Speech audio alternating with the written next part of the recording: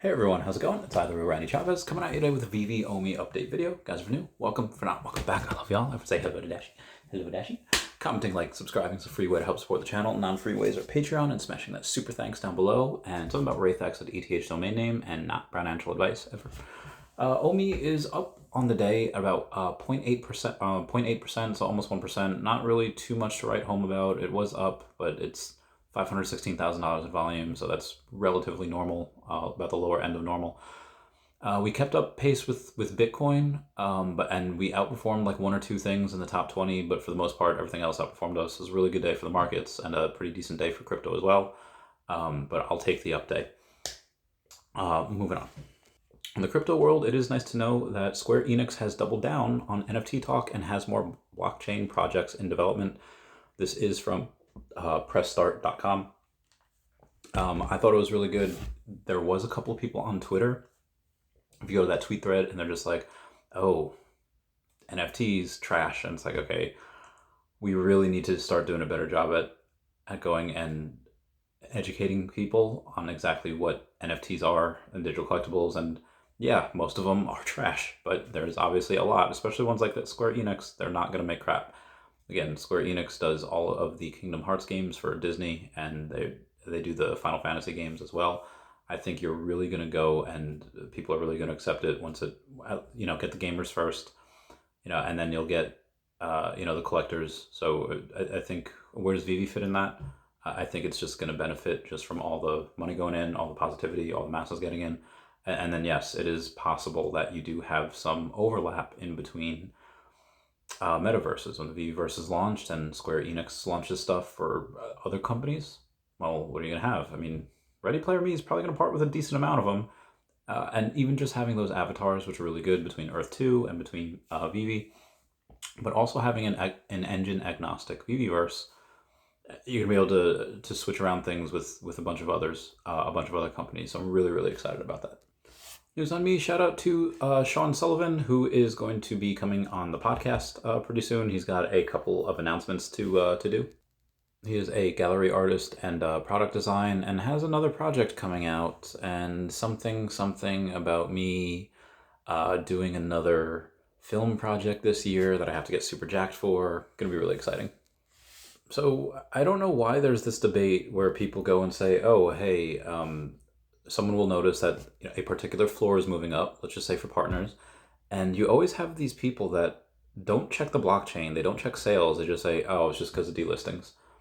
And then guess what happens? You go and check the blockchain and you see that, okay, there have been 3 wallets that have sold recently, and those contributed to the floor rising a little bit. We do have somebody on Facebook going and saying, someone posted the wallet floor price started to increase yesterday, and the immediate response from a lot of the folks on here is it's due to delisting, without a lot of evidence supporting this. But again, blockchain does say otherwise. Thanks to the Veve market tracker, we're able to verify these collectibles purchases. So I do have a little bit of the team going and retweeting some of what Veve says. Ryan, or at the drop Ryan, says, you can't always control the circumstances, but you can always control your response. This is another growing pain, priming Veve for the future, further building a foundation to solve problems in a faster fashion. Just retweeting what Veve had mentioned yesterday. It says, all of you were learning this morning about the closure of our payment provider, Wire. And then me and DeLargo and Kyle Willson had a space with Laura Rod today. Laura. Laura Rod is on the council for Bored Ape Yacht Club. She has about 44,000 followers on Twitter. I'm going to try to get her on the podcast. It was just a space on educating people like her and other people she's bringing in just on the space and what's going on the past few days. Veve Magic was up there. On my way to fill your bags was up there. There's a whole bunch of people. It's good times. But we'll go over a little bit of responses on pause payments. We have Gas Style saying Veve isn't responsible for Wire's bankruptcy, but it would be nice to share if you lost any money because of them. And Alex Gonzalez says, we paused payout as soon as we learned the news, just in case Wire became ill-equipped to offer services/support. That said, only a small number of pending transactions have not cleared in the last 5 business days, so impact is likely minimal. We are continuing to closely monitor, however.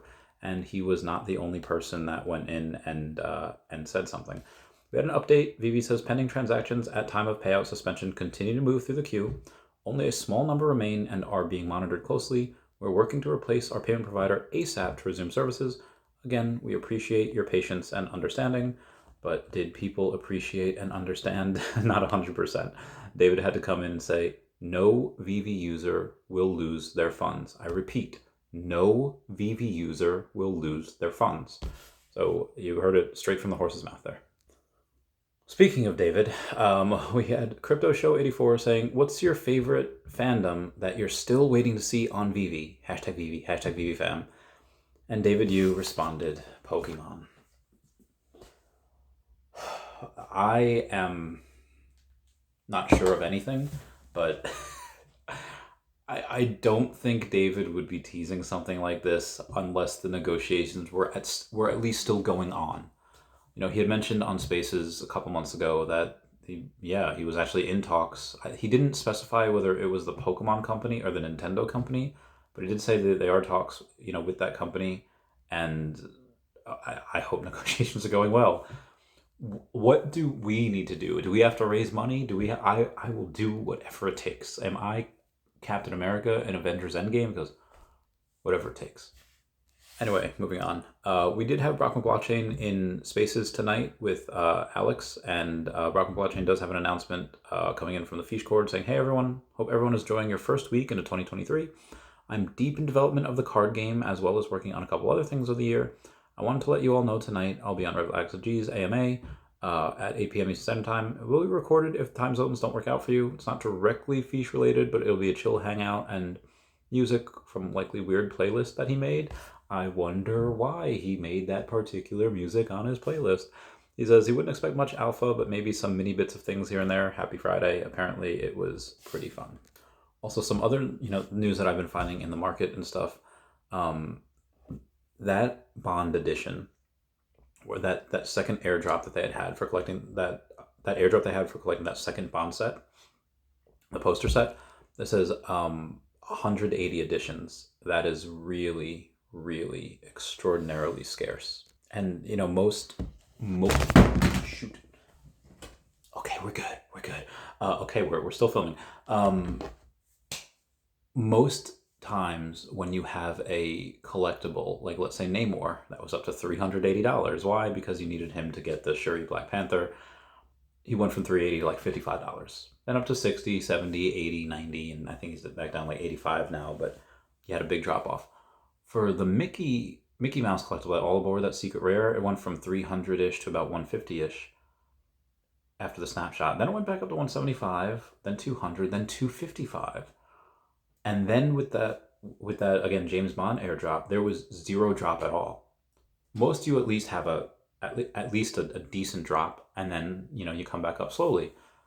But that one didn't have a drop at all. So it seemed like everyone that had that just straight up wanted it.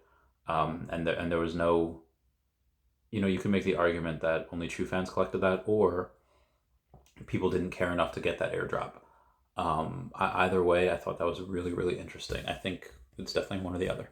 Also, in some other news, unemployment did fall to 3.5% according to the jobs report, so I thought that was really interesting. And I guess in other market news, we had WWE stock announced, or WWE announced that Vince McMahon's coming back, so that stock ran about 17% today. I thought that was pretty wild.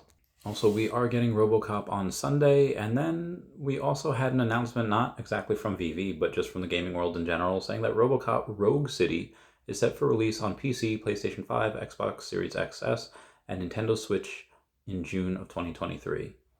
Interesting how you can tell the future by what's dropping on Veve. Also, in the secondary market today, Veve had an increase of 75% for January 6th, and then the collectibles were up about 137%, the comics were up about 52%, so it was a good time. It was a good time for them. Also, we are currently at 399 million gems sold. We are probably about a week to 10 days, give or take, from having our 400 millionth gem sold. Super exciting. Anyway, guys, that's it for me. Please comment, like, and subscribe. Comments are good for the YouTube algorithm. Everyone say bye-bye to Dashi. Bye-bye, Dashi. I love you guys. Bye. Meow, meow, meow, meow, meow, meow, meow. Veve. Meow, meow, meow.